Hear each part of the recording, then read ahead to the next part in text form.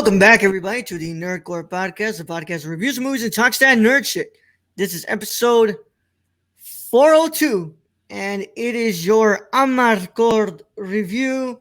It's late, but yeah, that's what happens when it snows like hell over there in Arizona and the internet goes down. But as always, is the Nerd Chicano here to host the show alongside my wonderful co-host, Young Yoda. What's up, everybody? I'm cold. Yep.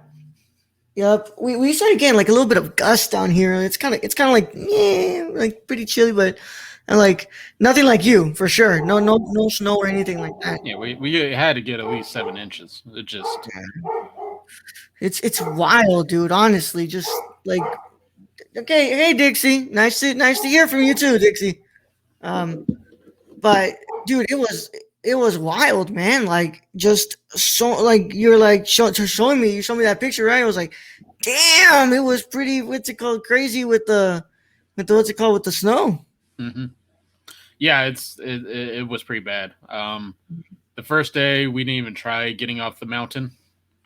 And then the second day, luckily my new truck has 4-wheel drive, so I managed to take Brenda to work and everything.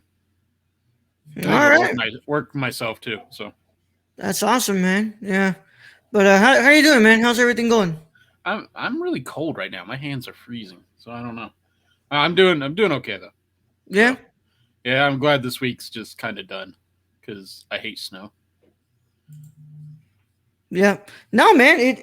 I understand. Like you said constantly, you're from Washington D.C. And you moved from there to get away from this. Yeah, DC sucked. Yeah, I was born in the South and hates humidity. Went to DC, hated the snow, and desert seems like the ideal location for me. Yeah, I understand, bro. I understand. What's it called? Well, not really. You know, I've lived here my whole life, but I mean, you're Texas though, so it's kind of a bit of the South and a bit of the West. But yeah, man. But hey, I'm glad that your internet's fine. We get to do this right now, and we get to have fun, and we get to talk about the last movie in Fellini month. If you're a public supporter of us, which we thank you for being, right? But if you're a Patreon supporter, you get your exclusive review of Fellini Satiricon. Probably next week or the end of this week. We'll see what's up. But what's it called? We're gonna do that. Over here on my end though, everything's been fine. But just catching up with school, and yeah, I just been catching up with schoolwork, working on some cool stuff for my YouTube channel, and all that stuff. So just staying busy as much as I can stay busy. All good. We're getting, for This Is Local Love, we're getting some of the masks done, so I can take pictures and put those on the site and sell them to for charity. So yeah, I saw that, man. I'm liking the design of that mask, the gold grill. Yeah, I like that. Yeah, so I didn't know whether to call it teal grill or not. I've been told to call it that. I'm calling it gold blooded for now. So there's another one that's based on the Vic Fuentes design, the old one, the heart with the hashtag, and then I have one called Blood in the Snow. Yeah, it's pretty cool. So yeah. No, I understand what you're talking about. Yeah. What's it called? Hey man, I got a dog barking at my wife for French fries, so I understand. Yeah, I completely understand, man. We understand. But yeah, it's whatever. Let's go ahead and get into this. But yeah, the fifth one is for those of y'all. Let's go throwback for some of y'all. Let's go. Yeah, y'all remember those days. There will be a mask with that heart on it. Yeah. And then I'm trying to get about 5 to 8 designs, so everybody has something, and then all profits from that go to freeartsaz.org. Yeah, awesome, dude. That's awesome. This is locallove.com. You already know. It's called the original domain, baby. Mm-hmm. Yep. That's awesome. Let's go ahead and get into this, bro. So, for those of you who have not watched Fellini's Amarcord, Federico Fellini's Amarcord, it's from the year 1973. So what we've been doing the past couple of weeks is not valid anymore.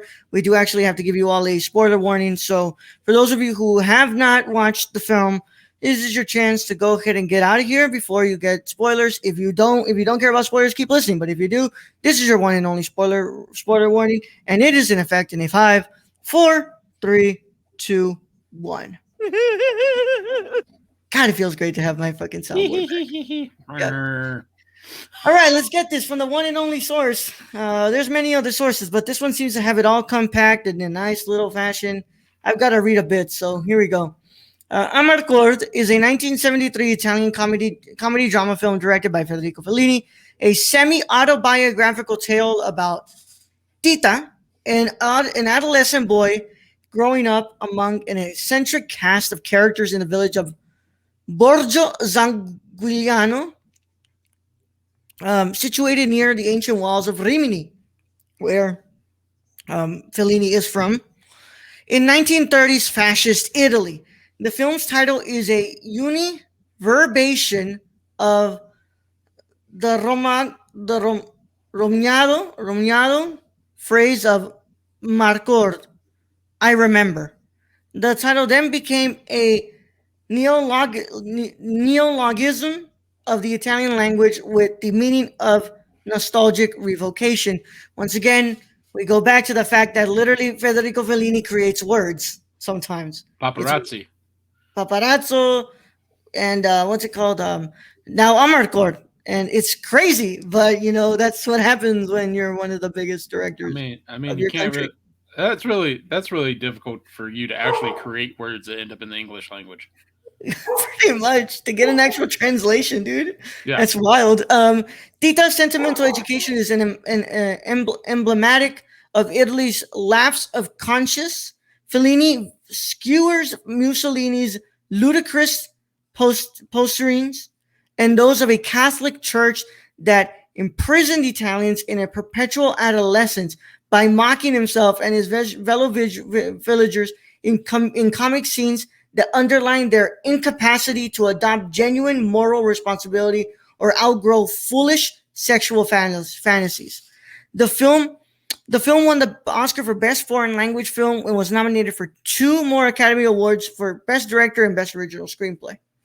Of course, the incredible score done by Nino Rota. This is my favorite score from Nino, by the way. I love it. Just the it's so eccentric. It's so whimsical. I love every single second of this score. Shot by Giuseppe Roturno, edited by Ruggero Mastroianni. If that the son of Marcello? No, son of Marcello. And it sits at 2 hours and 4 minutes. So, yeah. This one is a really special one to me in my heart because I watched this at a museum with some of my friends last year in January before the pandemic hit. I watched the new restoration, which is not the one that we watched because it's not uploaded to Criterion Channel. And I watched the new restoration of this film, which I will tell you, Brad, looks better than this one. It's so beautiful, the new restoration. And I watched it in 35 millimeter, projection. And it was one of my favorite experiences. I watched the film.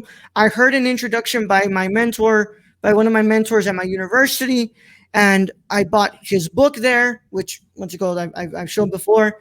And yeah, this one really holds a special place in my heart. And I really wanted to introduce you to this one because, Fellini's films are very autobiographical, but this seems to be one of his most personal movies because it's literally his more so exaggerated memories of fascist Italy. And I've got to say, watching this a second time, I love this film. I truly love it. It's not better than 8.5, and it's not better than Knights of Cabiria for sure, but it's still one of his masterpieces. It's one of his great works because it's so much him. It's so much him. It's him in 100% in 2 hours and 4 minutes. It's everything that kind of all of his work has built up to, like the themes of sexual repression, creative creative repression, and living in fascism, and all these crazy things, and it all leads up to this like pretty beautiful film about nostalgia and how fucked up it is to live in a world where you're pretty much castrated for your what's it called, for your for your bodily functions and um, your human thoughts. Yeah. What were your thoughts on Amarcord, Brad?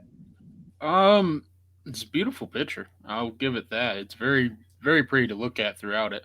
Yeah, It's not my favorite though of this month. yeah, It's just not. I don't completely. know. It's kind of like with Kurosawa. I think Federico does his best work in black and white. That's Personally, I could not agree with you more, man. I truly believe that. I What color Fellini is odd. It's just he gets. Yeah, of course he does some great work, but like it's not the same, man. it, It's not the it, same. it's not the same when you get that natural lighting or the car beams coming over and hitting that camera because he set it up at a certain angle. It's just the same with Kurosawa. Like I love some of those films Kurosawa does in color, but it's never going to do what his black and white films do for me.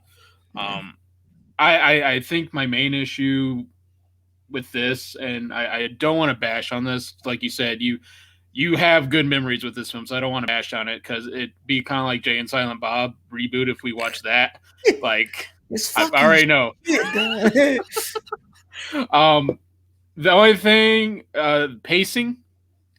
Yeah. This is a long movie, and Oh yeah. this feels like a long movie to me. Whereas his other ones that they're all 2 hours. I Hmm. just didn't feel in the other ones like those were 2 hours. This one feels like it's 2 hours to me. Yeah, that's one of my criticisms I had. I gave it a 5 stars that first time, and I was like, I mean, it's everybody who knows me knows that my 5 stars are 9.5 to 10. Mhm. Usually it lands around there. And I tell you all, yeah, you feel the pace with this film, but of course, what's it called? There's a lot kind of happening in this film. I mean, Yeah, and that's another thing is just so much going on that you kind of feel a little lost. Like it took me a little while to realize whose character we were actually following yeah, there, and that was the young man's, and I didn't realize that until like the like little ways into the film, really. yeah. And so like when you're talking about that, as a second time when I reapproach this film, we're watching it now, I'm looking at it and I'm like, okay, I'm gonna watch this as if these are Fellini's memories instead. Instead of trying to look for the character to know what is the cohesive story around, and just view this as I'm viewing literally just what's it called, memories of this man, and it's what kind of improved the what's it called, the viewing for me. But I once again I always go back to the fact that the pacing in here is it's not as well paced as Dolce Vita is. It's not as well paced as like what's it called, Cabiria is, or 8.5 is.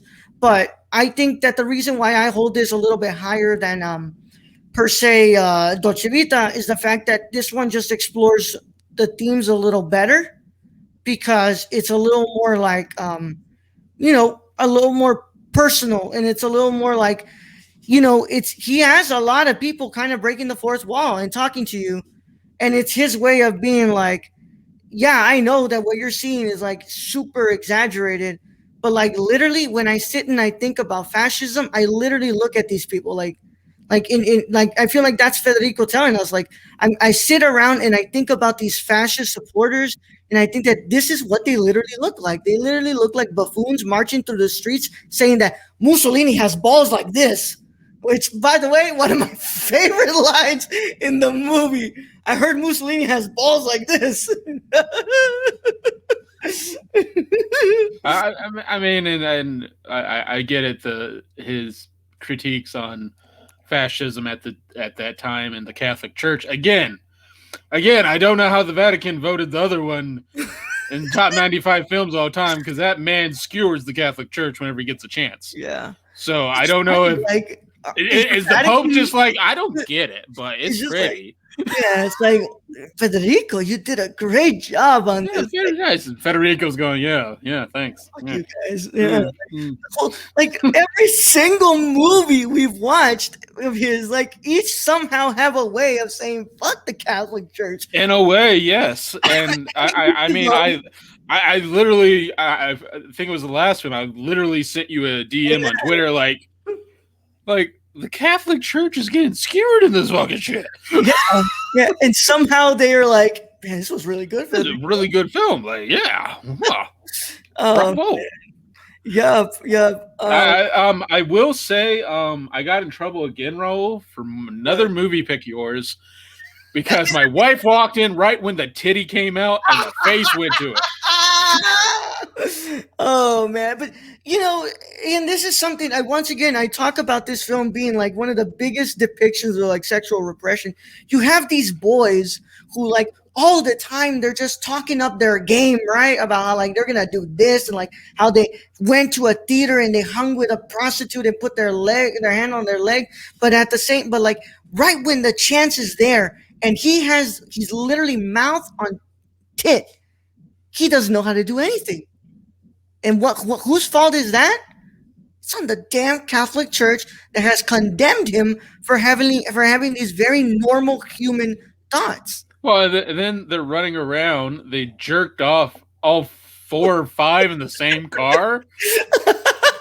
I don't know how the Catholic Church feels, but I don't think they'd like that either. Yeah, like, I'm telling you, dude. I don't know how he got away with half of the shit that he puts in there, but I love that part. It always makes me laugh, like just how like, or the other one when the father finds out about what he was doing the day before, and he's just like, yeah, no, I watched a great film. Like, what's it called? It's about Native Americans and cowboys, and he's like, get the hell over here. Oh man! I mean, and there were very comedic parts in this. Very, I want to say Mel Brooks-esque comedy in this, in a way. The giant Mussolini face, that was amazing. That was where he just talks at him. Yeah. By the way, one of the best shots ever of like in his movies. I love that shot. Just all the kids lined up on the side, the wife and the kid and his wife, and then Mussolini's big ass face there. But like, and it's like talking to him, and they're all holding their guns up and shit. It's just like, this is fucking ridiculous. And then you think about today's times, and you're going, yeah, this is fucking ridiculous. What the fuck? Yeah. It's literally what fascism breeds. These basically nonsensical people believing that this is like beautiful and this is how our society should look like, and you're just like, fucking hell, this is stupid. Like, see and that's what I think we need to do. We need to make another film that explores this topic and just shows the stupidity of fascism. Yeah. I feel like that's coming down the line with Taika Waititi directing it more than likely. But that whole part just like I'm literally like I'm telling you, my mind always just remembers like them coming down the street running. It's like I've heard Mussolini's got balls like this. Like, oh my god. And I love that the dad in this. Yeah, I think it's the dad, and he is the only one who is not at fucking all into any of this. He's like, every time they come in the street, I can't fucking go anywhere. And that's literally how a lot of us feel. Is like, these fucking idiots are in the street. I can't go anywhere. No, it always breaks my heart that they make him drink the oil though, and it's like, and then his wife's cleaning him up in the bathtub, and I mean. His son comes to laugh at his dick. He's like, fuck you, man. I just drank freaking oil. Like, we're living in a fascist state. I just drank oil. Oh, and then the fucking weirdest scene in here is where they get the brother out of the asylum. And I guess they're either taking him out for the day or taking him home or trying to take him home. No, they were just taking him out for a day. And then he ends up in a fucking tree just screaming his head off, I need a woman. Yeah. By the way, when in the theater when I watched this, we were all just laughing at that one. And we were just, everything, like after we would leave, my friend and I, we would just yell to each other, and we were just like, I mean, and now I look at it, I'm like, Hey man, I understand you, bro. I understand you. But I God, that one was just and then of course what's it called? Everybody keeps trying to bring him down. No, he's throwing stones and Throwing everything, rocks and shit. throwing everything. But the minute Eh, one of the nuns comes in, it's like, okay, I'm coming down, miss. Like, yeah. Well, it's like they even say it's the short statured nun, and it's like it's just weird. It's like, does she have some power over him, or just the I don't fuck? know. I don't know, man. It's just that one what's it called that one always kind of like really like feel I was just it makes me like laugh for no reason like just like this guy who's like on the top of the tree like obviously something's wrong with him but like at the same time he's like he's not I, yelling he hates his life he's no, not no, yelling he wants a woman. it's like I want a And woman. I love when Tina asks his dad, "Do you want me to go get the prostitute?" You want me to go find Gordeshka? I mean, we can fix this all up. Yeah, I can pick this all up. I mean, Grudeshka is a really, really, really great woman. Like I know her pretty well. Dude, I liked, and some of her scenes are some of my favorite in this movie, where she just goes over to when they're bricklaying, yeah, and yeah, they're like, just no, go away. yeah. Grudeshka is the woman with the red hat. That one, the what's it called, the Oh, sorry, prostitute. yeah, not What's her Gradishka, the name? prostitute What's her began name? with a V. The Volpina. Oh, Tina, yes. Volpina, yeah, Volpina. I love her because, well, first of all, like, yeah, they like talk about how she's a nymphomaniac, and like, but I love that, like, she just comes in and is like, you've seen a, what's it called? What was she asking her? Like, you've seen like a cat go through here? Like, yeah, like, you've seen a cat go through here? And I'm like, No, no, God, no, no. no, no cat, no cat. Yeah, you just get out. We don't. Just Like my no. work. We know what you're playing at. Go, go. Yeah, my workers need to work, dude. Like, no, we're not. What's up, Ori? Thank you for coming in chat. Thank you, we, Ori. you see, like, I love that far, and just like how she's first thing, like, what's it called, sees that the boat is coming in from the shore. What does she do? She just sits down, what's it called, picks up her skirt and spreads her legs open, and we're like, all right, yeah, I mean, that's Volpina. Like, I mean, that's marketing. that's marketing. That's marketing. But yeah, I really do adore this film. The cinematography is beautiful. The score is just there's just parts in the score that are so like slow and beautiful, but there's also the whimsical, beautiful nature of what makes a Fellini movie sometimes. And you have that beautiful like circus like type of score. And that's why this score is my favorite out of all of his movies that I've watched. I will say, bro, if you do ever consider what's it called, watching more, I would tell you and I'm telling it to everybody else who's watching this, because if you kind of approach this, if you try to if you try to approach Roma, kind of like the way you approach this one, what's it called, with you're like, oh, I want to find a cohesive story. Uh, View Roma more as literally a man with a camera, what's it called, documenting Rome. That's it. That's all you got to think about it like. Because if Okay, you truly try to look for a story in Roma, it's not gonna be there. it's not going to be there. It's not going to be this. I mean, and that's what I think with this one.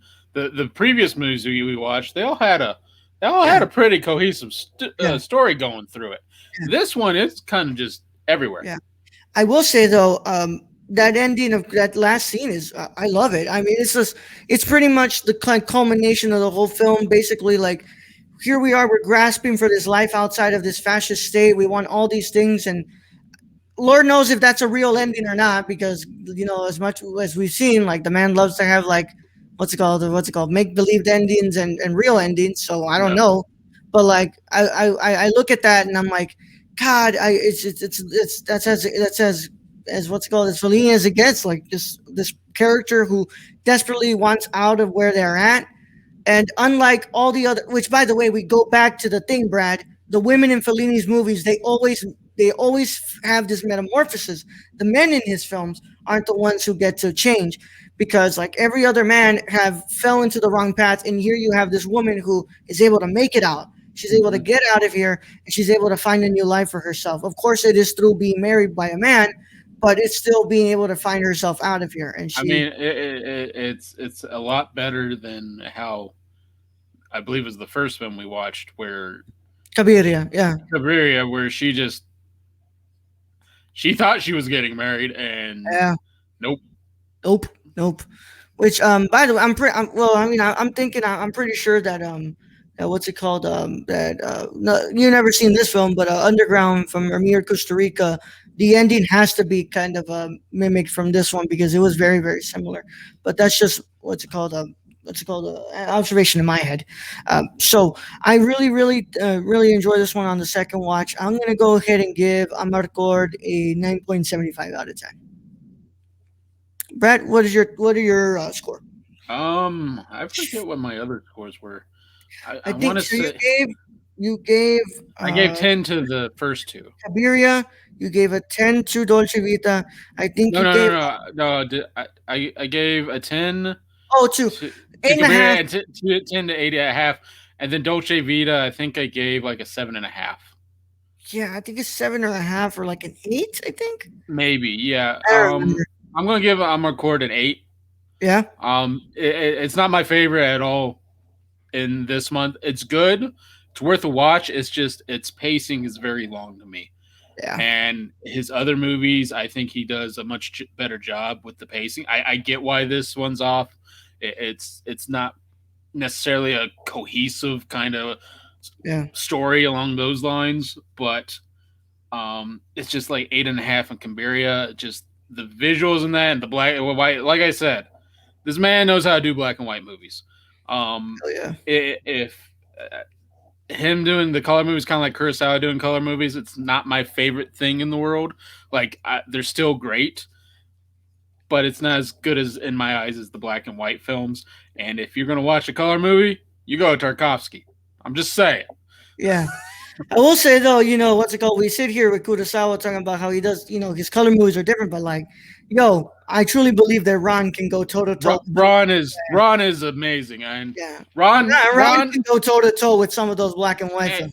yeah, but Ron is one movie, and like Um, every the whole thing for Kurosawa is like black and white, yeah, what's it called? except for Dreams. Dreams. Dreams is an experience unlike any other. That's a movie that I hope that I get to choose when we get to Kurosawa Mount Part 3 down the line. But I will say, guys, we won't have the picks for you all for next month. Today, we'll probably do it like towards the end of the week on Sunday because we need time to rethink it. But I am happy to announce to you all that our month for February, we will be celebrating. So what's it called? The creators of what's it called? We'll be celebrating Black History Month the way that we know how, which is through film. And we will be watching and reviewing films created by black creators and looking at the world of black cinema. And I'm really excited because I've gotten some recommendations from Gio, Aiden, Burke, and I'm really, really excited to put some of those out there and finally watch some of these movies because like I've never watched The Menace to Society. I've never watched Juice. I know about Juice. I just never got the Juice is chance to so watch. good. Yeah, Juice. Yeah, I mean Tupac, bro. Come on, it's fucking Tupac. Yeah. Tupac could act. Yeah, I always heard about Love and Basketball, and I've never watched Love and Basketball, and like my knowledge of black cinema was Barbershop. Like I love Barbershop and Boys in the Hood, and some Oh of these. man, we might have to like watch White Men Can't Jump and all that. Yeah. Well, what's it called? I've got a crap ton that Burke and everybody recommended me, so I'll let you look through all the stuff that they recommended me. But I'm really excited, guys, and of course, what's it called? Anybody from any what's it called? Y'all who are listening, if you want to go ahead and come and talk, especially our what's it called black audience, if you would love to come on the show to discuss some of these films, the invitation is open to you all, especially. So we just wanted I wanted to celebrate the. Sadly, you guys only get 1 month, and that sucks. It really does. But I wanted to celebrate Black History Month by having a Black Cinema Month, and I'm really excited to see what we get to do with this, and get to do some what's it called? Get to cover some blind spots because damn, can't believe I've never seen the Menace to Society. That one's a pretty big one that everybody always talks about. So without further ado, I want to thank you all so much for coming through and watching us. And this is going to be uploaded literally right now because we're late. And I want to thank you all so much. But next week we'll be getting back to normality, hopefully, right? Not another surprise I snowstorm. mean, I hope there's no more snow. Yeah, we'll start next month. We'll start next month with our new with our first film of our first film of Black Cinema Month. And then on Thursday, we are going to be happily reviewing the Curse of Professor Sardonicus, which is a film by one of our friends from here at the show, and we're going to be reviewing it early for you all. And we should have a trailer to premiere on the live show tomorrow, so keep an eye out for that, guys. But as always, I want to thank the Patreon supporters. They're the ones who make all of these things happen. Thank you so much for your constant support. And want to thank our producers, our writers, and our showrunner producers, our associate producers. Thank you so much to Cassie and Sarah. We really do love you all so much. I want to thank our wonderful executive producer, Shane. You can follow him where, Brad? You can follow our friend Shane at twitch.tv/XSRK or on Twitter at XSRK_. Yep. And I want to thank our writers, our wonderful writers, Brown Rice 96 on everything, Twitter, Instagram, YouTube, Twitch, whatever you need to go find him on. He makes it super easy. Thank you so much, Bryce. And our wonderful Tony. Hey, Tony. Real Nerdy Dad on Twitter. With that being said, we also want to thank our wonderful showrunner, the one who literally gets to tell us if we're doing a good job or not. He's the only one that we accept the criticism from. Yeah, well, everyone else we kind of just ignore. Yeah, we kind of no, but I mean, like, we do pay attention to criticism, but when it comes to Taymor, it's a little bit more important. But Taymor 23, Taymor 23, go and follow him, please, guys. And thank you all so much, Ori. You're the only one who was in chat, so thank you, Ori, for coming in chat. And without further ado, Bradley, you want to send them out? All right, Ro. Thank you being host as always. Thank you to all our listeners out there, all our Patreon supporters. We appreciate each and every one of you. Thank you to all those who join us in chat, Ori, and all those who follow us on social media. We appreciate it. So thank you guys. And I guess to leave this off, I'll be saying, God, I hope there's not any more snowstorms because I'm tired. Young Yoda out.